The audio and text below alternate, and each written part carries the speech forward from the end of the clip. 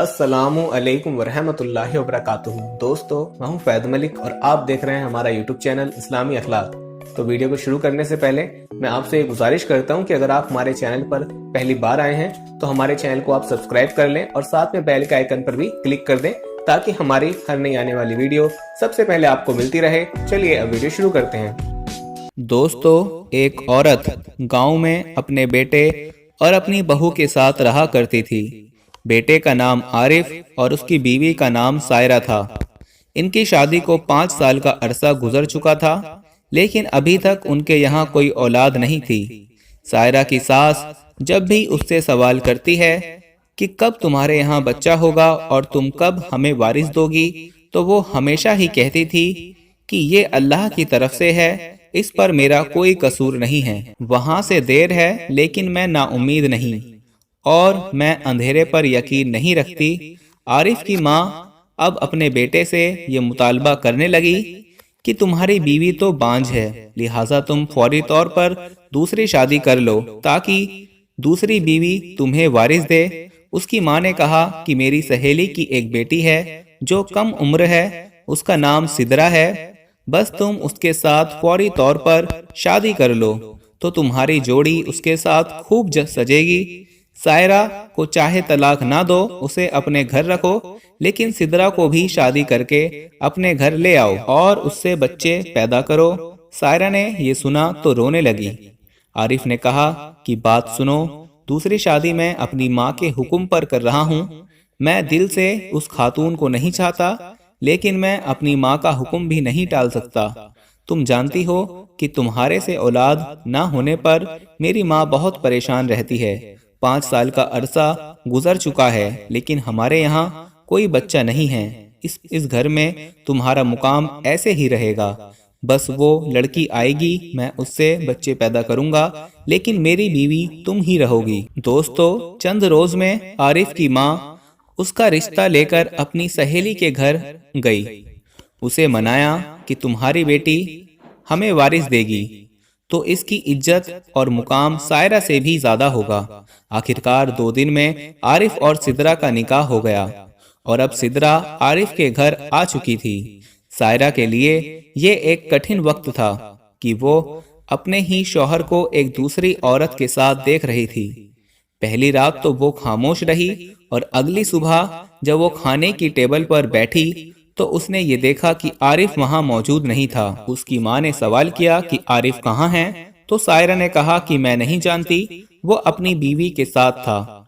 कुछ ही लम्हों के बाद आरिफ आया और कहा कि मेरी बीवी को बाहर से नाश्ता करना है, लिहाजा मैं उसके लिए लेने जा रहा हूँ। उसने सायरा की जानिब देखा तो सायरा ने इनकार कर दिया कि नहीं, मैं घर का बना नाश्ता ही कर लूंगी। अब अगली रात जब खाने का वक्त आया तो सायरा टेबल पर मौजूद थी, लेकिन साथ बैठकर खाती नहीं थी। सिदरा ने कहा कि देखो, तुम यूं ना खड़ी रहो और तुम अभी हमारे साथ बैठकर खाना खा लो। सायरा ने कहा कि मेरे घर की रिवायत है कि पहले सब खाना खाएं और उसके बाद मैं खुद खाना खाती हूँ। सिदरा ने कहा कि तुम अपनी ये दकियानूसी रिवायतें अपने पास रखो और मेरे घर पर ऐसी कोई भी रिवायत लागू करने की कोशिश मत करो। चुनाचे पहले ही दिन से सिदरा और सायरा के इख्तिलाफात शुरू होने लगे। सिदरा हर वक्त अपने शौहर आरिफ से कहती थी कि जो औरत तुम्हें औलाद नहीं दे पाई, तुम्हें बच्चा नहीं दे पाई, तुम क्यों उससे मोहब्बत करते हो और उसका पीछा क्यों नहीं छोड़ देते।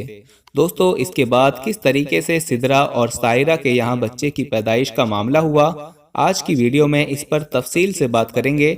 लेकिन वीडियो में आगे बढ़ने से पहले हम आपको ये भी बताना चाहते हैं कि हमारे पास बहुत सारे ईमेल्स और मैसेज आ रहे थे कि हमें शुगर की दवाई बताइए। तो अगर आपको शुगर की बीमारी है या धात की बीमारी है या मर्दाना ताकत से रिलेटेड कोई भी बीमारी है, तो हमारे पास इन सब बीमारियों की दवाई मौजूद है, जिससे आपकी बीमारी गारंटी से जड़ से खत्म हो जाएगी। आपको सिर्फ ये दवाई एक बार ही मंगानी होगी, एक बार से ही आपकी दवाई से आपकी जो बीमारी है वो जड़ से खत्म हो जाएगी इंशाल्लाह।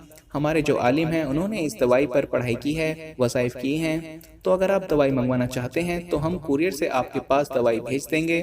दवाई के प्राइस भी ज़्यादा हाई नहीं है। दवाई मंगवाने के लिए आप स्क्रीन पर दिए गए नंबर पर व्हाट्सएप करके दवाई ऑर्डर कर सकते हैं और ज़्यादा जानकारी के लिए आप व्हाट्सएप पर मैसेज करें। दोस्तों, अब वक्त गुजरने लगा और 1 साल का अरसा गुजर चुका था, लेकिन अभी तक सिदरा के यहाँ किसी खुशखबरी की उम्मीद नहीं थी। अलबत्ता सिदरा और सायरा की लड़ाई अक्सर रहा करती थी, लेकिन अब सायरा ने ज्यादातर खामोश रहना शुरू कर दिया था। वो ये जान चुकी थी कि सिदरा, जिसको इस खानदान का वारिस देने के लिए लाया गया है, तो उसकी इज्जत और मुकाम यकीनन मुझसे ज्यादा है। और खास तौर पर वो मेरी सास की सहेली की बेटी है, तो मेरी सास का झुकाव भी उस जानिब ज्यादा है। 1 साल का अरसा गुजरने के बाद अब आरिफ भी ये सोचने लगा कि मैं जिस खातून को बच्चे पैदा करने के लिए लाया हूँ, तो इससे कोई उम्मीद नजर नहीं आती। सिदरा को इस बात का अंदाजा हुआ, तो उसने ये सोचा कि क्यों ना इस पर एक ड्रामा किया जाए। उसने ये ड्रामा किया कि मेरे पेट में बहुत दर्द रहने लगा है। फौरी तौर पर लेडी डॉक्टर को बुलाया गया। डॉक्टर ने उसका चेकअप किया, खून का सैंपल लिया और टेस्ट करवाने वापस चली गई। इसी दौरान सायरा ने भी ये शिकायत की कि मेरी भी तबीयत खराब है और मुझे अजीब महसूस होता है। तो सायरा की सास ने कहा कि तुम्हारा बहुत पुराना मसला है, तुम घर पर पड़ी कोई दवाई खा लो। अब हम तुम्हारे लिए डॉक्टर को ना तो बुला सकते हैं और ना ही तुम्हें अस्पताल ले जा सकते हैं। दोस्तों, आखिरकार हुआ ये कि जब कुछ दिन बाद सिदरा के टेस्ट सैंपल की रिपोर्ट सामने आई, तो डॉक्टर ने ये बताया कि ये खातून जिस बीमारी की दवा खा रही थी, वो बीमारी तो इसको लाहक नहीं थी, अलबत्ता उस दवा ने इसके निजाम को ऐसा तबाह किया है कि ये औरत अब कभी मां नहीं बन पाएगी। इस पर सिदरा की सास और सायरा की सास, जो दरअसल आरिफ की मां थी, वो बहुत परेशान हुई और ये सोचने लगी कि शायद मेरी पहली बहू की बद्दुआ मुझे लगी है। उसके साथ जो सलूक मैंने और सिदरा ने किया था, ये उसी का नतीजा है। इतनी देर में सायरा भी निकलकर बाहर आई और डॉक्टर से मिली। डॉक्टर ने जब उसको देखा तो कहा कि मुझे तुम्हारी सेहत अच्छी नहीं लगती, लिहाजा मुझे तुम्हारा चेकअप करने दो। कुछ ही समय बाद जब डॉक्टर ने सायरा का चेकअप किया और कमरे से बाहर निकली, तो बाहर आरिफ और उसकी माँ खड़े थे। उसने कहा कि मुबारक हो, आपकी ये बहू माँ बनने वाली है और इसको 3रा महीना चल रहा है। इस पर आरिफ और उसकी माँ बहुत हैरान हुए कि ये कैसे मुमकिन है। डॉक्टर ने कहा कि आप इसे कल अस्पताल ले आइएगा, मैं इसके तमाम टेस्ट करूंगी और फिर कुछ दवाइयाँ लिख कर दूंगी जो इसकी और बच्चे की सेहत के लिए बहुत जरूरी होंगी। सबसे पहले आरिफ की माँ कमरे में दाखिल हुई और अपनी बहू से माफी मांगी। उससे कहा कि शायद मुझसे गलती हो गई, मैंने तुम्हारे साथ बहुत बुरा सलूक किया। इतनी देर में सिदरा भी कमरे में दाखिल हुई और कहने लगी कि बस अब मैं ये घर छोड़कर जा रही हूँ। जब आपकी पहली बहू आपको वारिस दे रही है, तो फिर मेरा यहाँ रहने का सवाल ही पैदा नहीं होता। इस पर सायरा खड़ी हुई, उसने सिदरा का हाथ थामा और कहा, सिदरा सुनो, ये बच्चा सिर्फ मेरा नहीं बल्कि ये हमारा बच्चा होगा। हम इसकी 2 माएँ होंगी और हम दोनों मिलकर इसको पालेंगी।